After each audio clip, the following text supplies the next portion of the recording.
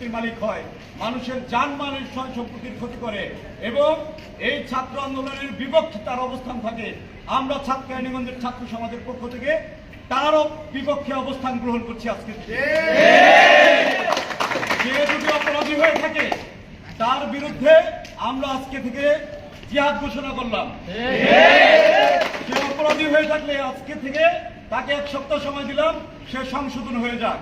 সে সংশোধন হয়ে গিয়ে এই মেম্বার থেকে যারা নাকি ওয়ার্ডের বিভিন্ন ওয়ার্ডের মেম্বারদের অনুমতি ছাড়া প্যানেল মেম্বার হয়ে গেল কিভাবে করে, সে জবাবদিহিতা না দিয়ে যেন সে ইউনিয়ন পরিষদে না বসে।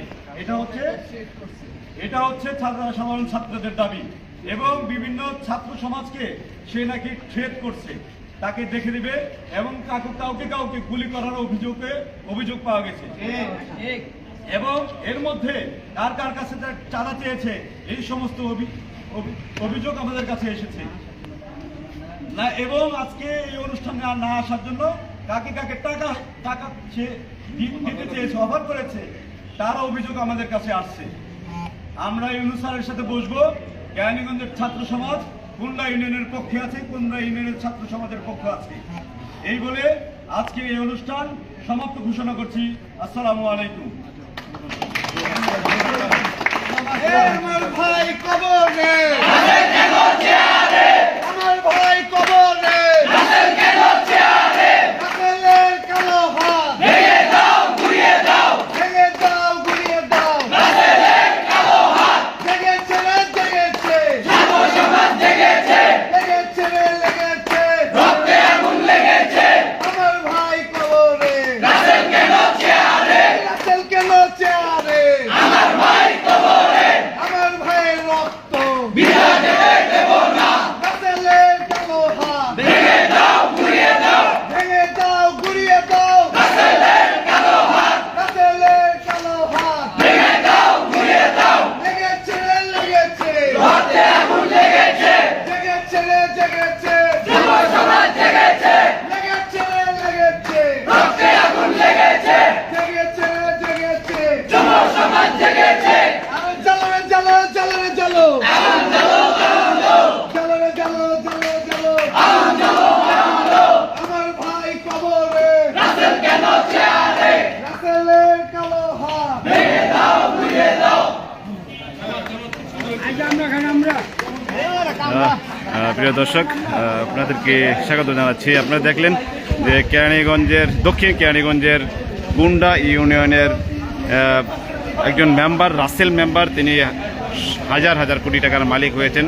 তার বিরুদ্ধে বিভিন্ন অভিযোগ রয়েছে, বিভিন্ন সময় তার বিরুদ্ধে বিভিন্ন মিডিয়ায় খবর প্রচার হয়েছে তিনি আওয়ামী লীগের রাজনীতির সাথে জড়িত। তবে অভিযোগ হচ্ছে তিনি কোনো একটি পন্থা অবলম্বন করে তিনি কুন্ডা ইউনিয়নের চেয়ারম্যানের পদটি বাগিয়ে নিতে চেষ্টা করছেন এবং তিনি ইতিমধ্যেই প্যানেল চেয়ারম্যান হয়ে গেছেন।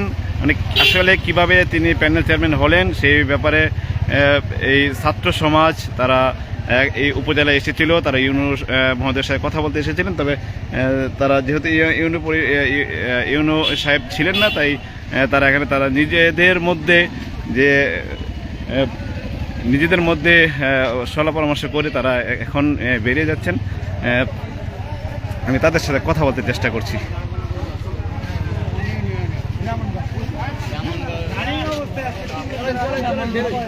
ভাই একটু, আমি ঢাকার চোখে লাইভে আছি, যদি আজকে কেন এখন আপনি আসছেন? আসার সবার চাইতে মেন উদ্দেশ্যটা বলি, রাসেল হচ্ছে স্বৈরাচার সরকারের আমলে সবচেয়ে দাপিয়ে বেড়া একজন ভূমিদস্যু বা আপনি যেটা গুন্ডামিও বলতে পারেন। তো ওনার গত 3 তারিখ, 4 তারিখ, 5 তারিখ উনি হচ্ছে ছাত্রদের বিরুদ্ধে অবস্থান নিয়েছেন, লাঠিসোঁটা নিয়ে ছাত্রদের বিরুদ্ধে অবস্থান নিয়েছেন। আজকে স্বাধীন বাংলাদেশে 2024-এ এসে দেশ স্বাধীন করার পরে আমরা সেই রাসেলের সিগনেচার নিয়ে আমরা কি আমাদের তরুণ প্রজন্ম সামনে যাবো? আমরা আমাদের তরুণ প্রজন্ম যারা আমাদের অনুগত শিশু আছে, যাদের জন্ম নিবন্ধন করা হবে, তাদেরকে আমরা কি জবাব দিব যে আমরা দেশ স্বাধীন করার পরে একজন স্বৈর শাসকের কাছ থেকে আমরা মুক্তি পাই নাই? তার সিগনেচার করা নিয়ে তারপর আমাদের সামনে আঘাত হচ্ছে। জন্ম নিবন্ধন বলেন, ডেথ সার্টিফিকেট বলেন, অন্যান্য যে কোনো নাগরিক সুবিধা বলেন, একজন স্বৈরাচারের সিগনেচার নিয়ে আমরা আগাবো যে কিনা স্বাধীনতার বিপক্ষে ছিল। এটা কখন এই কোন্ডায় বা এই ক্রানীগঞ্জে বাংলাদেশে হতে পারে না। এটা বাংলাদেশের জন্য লজ্জাজনক। এটা আমাদের কোন্ডা ইউনিয়নে যারা মদত দিয়েছে তাদের জন্য লজ্জাজনক।